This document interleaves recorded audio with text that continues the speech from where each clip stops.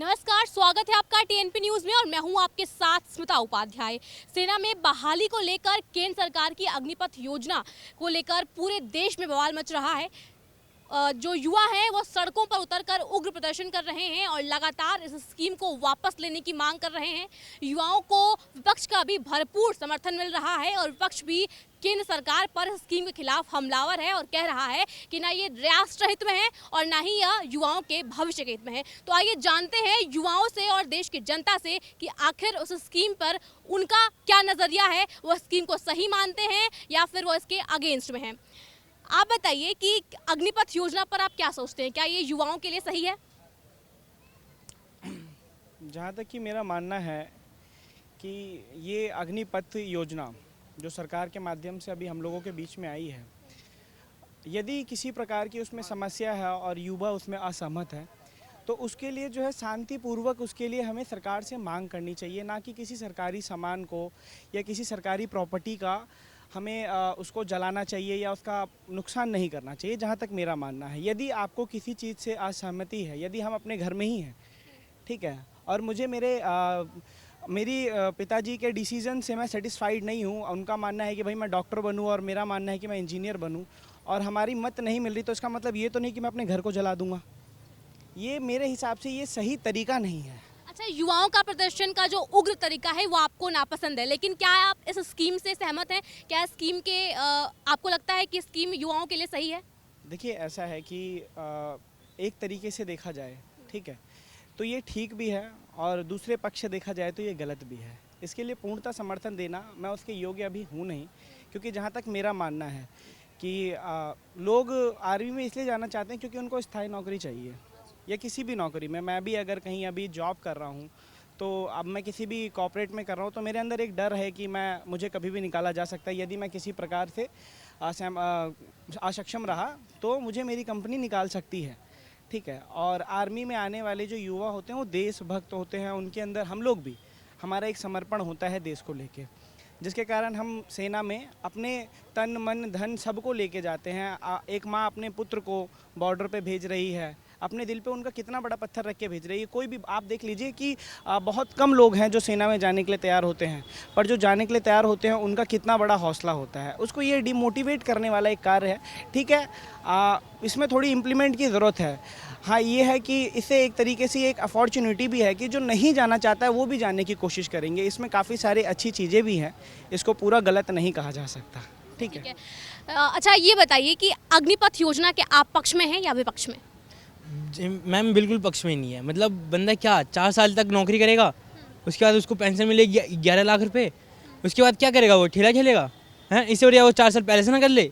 4 साल पहले से करेगा तो वो आगे जाके 4 साल बाद इनफैक्ट आपको राष्ट्र की सेवा, देश की सेवा करने का मौका मिलेगा। आप आर्मी में जाएंगे, अग्निवीर कहलाएंगे आप।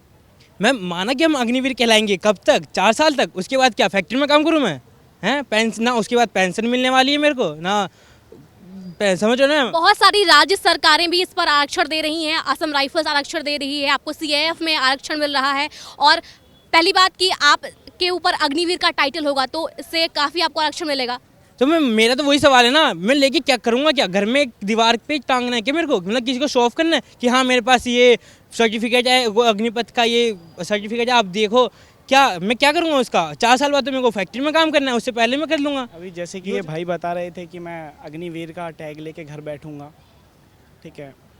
हम लोग तो बेसिक लाइफ में देखते ही हैं कि देखिए सेना एक बहुत सामान्य हमारे हिसाब से कि वर्क है, और मैं मतलब एक कोई भी सिविलियन, कोई भी इंडियन, उसका जहाँ तक कि मेरा मानना है, ठीक है, कि सेना में जाना, ठीक है, देश की रियल हीरो वाला काम है, ठीक है।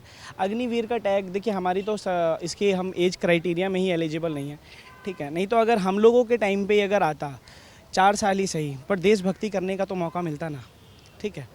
देशभक्ति करने के लिए ना समय सीमा तय करना ज़रूरी नहीं है। सर, ये कह रहे हैं कि अग्निपथ योजना में से देशभक्ति करने का मौका मिलेगा, क्या कहेंगे आप इस पर? ये देशभक्ति करने का मौका नहीं है। भाजपा का भी एक नेता का बयान सुनिए, विजय वर्गीय को साफ तौर से कह रहे हैं कि हम अग्निवीरों को अपने भाजपा कार्यालय में नौकरी देंगे।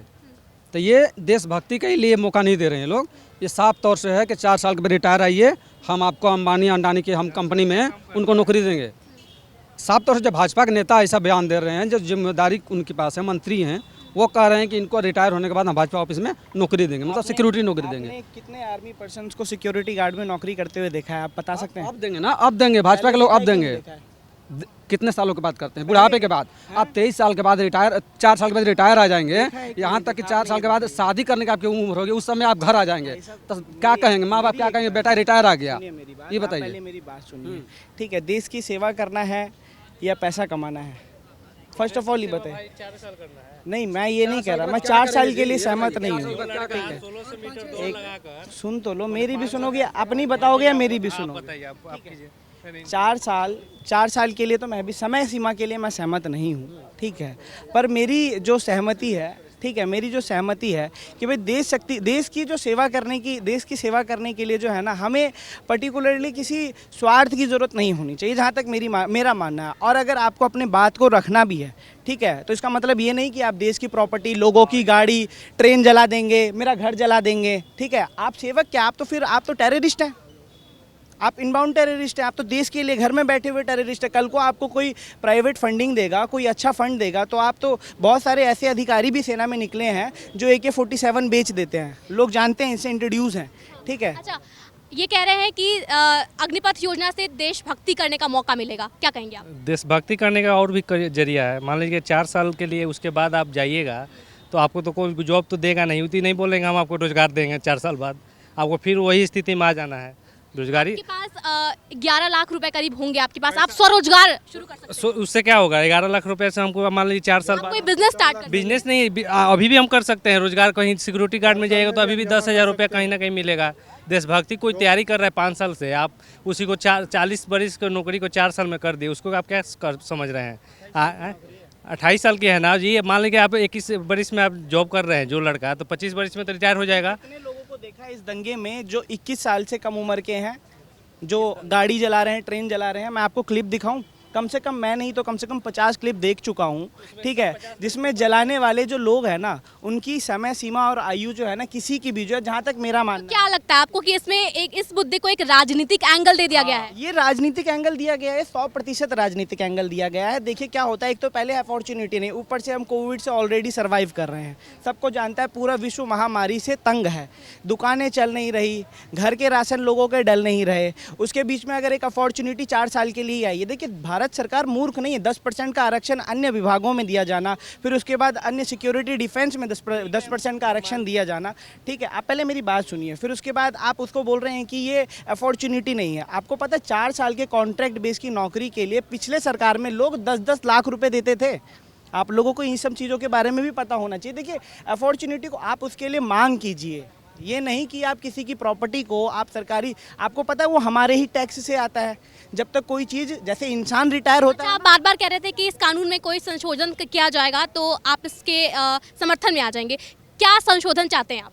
देखिए संशोधन क्या है कि देखिए पहले तो बेसिकली क्या है कि मैं तो इसमें खुद एलिजिबल नहीं हूँ, ठीक है, बट हाँ मेरा पक्ष जो कहता है, मैं अपनी सहमति के हिसाब से कहता हूँ कि देखिए इसमें जो है ना सरकार को, मतलब हम जो ये पब्लिक ट्रांसपोर्टेशन, ट्रेन, ये हमारी चीज़ें, ये हमारे टैक्स से आती है, ये सरकार अपने घर से नहीं लाती है। जो चल रही है तो हम जला देंगे, ठीक है, हम किसी चीज़ को तोड़ देंगे। तो ये तो युवा कर रहे हैं ना, लेकिन इस कानून में आप क्या संशोधन चाहते हैं? ये जो योजना है इसमें कितना संशोधन चाहते हैं आप? आपको शांति से बोलने पर कोई सरकार सुनने वाली नहीं है। अच्छा, तो आगजनी करने से, रेलवे ट्रैक जलाने से, पत्थरबाजी करने से सरकार सुनेगी? सहमति है इससे कि अपना संपत्ति आप खुद सर आगजनी करने से, रेलवे ट्रैक जलाने से, पत्थरबाजी करने से, पुलिस पर हमला करने से सरकार सुनेगी? बोल रहे हैं हम भी कि गलत है, लेकिन सरकार के आवाज़ पहुंचाने के लिए सरकार वैसी सुनती नहीं है। जो जिस नियम से आप बोल रही हैं कि हम बिना जलाए हुए जंतर मंतर पे बैठ कर जलाने से सरकार सुनेगी? सरकार नहीं सुनेगी ना, युवा कुछ मैंने सरकार कैसे सुनेगी? सरकार तो इसको तो हम तो अभी इतना नहीं बोल सकते हैं कि सरकार कैसे सुने, आज तक तो सुनने। किसान आंदोलन भी जो हुआ था, और इसी बीच में जो है ना कृषि बिल वापस लिया गया है, उसमें इस प्रकार से ना कोई ट्रेन व्रेन जलाने की, जहाँ तक कि मेरे को लगता है कि ज़रूरत नहीं पड़ी, ठीक है। और ये ना, ये देखिए एक्चुअली क्या है कि ये वो युवा कर रहे हैं, ठीक है, जिनको अपने ऊपर कॉन्फिडेंस नहीं है। मैं आपको बहुत बड़ी बात बता रहा हूँ, मैं अगर आर्मी में नहीं जा सकता तो क्या मैं देशभक्ति नहीं कर रहा? बिल्कुल कर सकते हैं।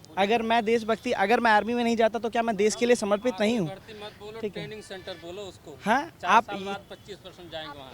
आप एक बात बताइए, देखिए ऐसा है कि लॉजिकल पॉइंट ये है कि देशभक्ति करने के लिए आर्मी में जाने वाला ही देशभक्त नहीं है, ये भी ज़रूरी नहीं। आर्मी में जाने वाले ना मेरे लिए सुपरस्टार हैं, मैं किसी को सेलिब्रिटी नहीं मानता उनके सामने। अभी जो पेपर कैंसिल हुआ है 2-3 साल पहले जो भर्ती हुई थी, उसके बारे में आप क्या कहेंगे? जो 2-3 साल बंदे वेट करा पेपर का कि पेपर आएगा, पेपर देंगे, ज्वाइनिंग एयरफोर्स के लिए किया, थल योजना के लिए और तीनों सेना के लिए पेपर जो कैंसिल हुआ है उस पर आप क्या कहेंगे? जो 2-3 साल वेट करा बंदे ने, मेहनत करा 1 साल, उसके बाद 3 साल वेट करा, उसके बाद पेपर कैंसिल हो गया, इस पे आप क्या कहेंगे? अग्निपथ योजना रहे वो ना रहे उससे मतलब नहीं है, लेकिन ये पेपर जो है जो पेपर कैंसिल हुए हैं जिसके कारण एज की हानि हुई है, देखिए ये इस बात से तो मैं भी सहमत हूँ कि देखिए कोविड में 2 साल सबका खराब हुआ है, 2-3 साल लगभग 2 साल मान के चलिए, तो उससे एज का भी नुकसान हुआ और कई सारी वैकेंसी। तो अग्निपथ योजना में 2 साल बढ़ाया गया ना, इस साल के लिए 23 साल उम्र कर दी गई है, 23 साल तक आप एलिजिबल हैं। उम्र लेके आप क्या करेंगे? अभी जो हमने भर्ती मारी थी वो तो कैंसिल हो गई, फिर से हमें तैयारी करनी पड़ेगी भर्ती मारने के लिए। हमने जो दौड़ करी, सुबह सुबह मेहनत करी, उसका फल मिला मुझे, पेपर नहीं हुआ, मेडिकल हो गया, दौड़ निकल गया, पेपर नहीं हुआ। तो चलिए देखा आपने कि यहाँ पर कुछ लोग इस योजना का समर्थन कर रहे हैं, कुछ इस योजना के विपक्ष में हैं और कुछ का कहना है कि अगर सरकार इस योजना में कुछ संशोधन करती है तो इसके पक्ष में हो जाएंगे। कैमरा पर्सन सनी माहेश्वरी के साथ स्मिता उपाध्याय, दिल्ली।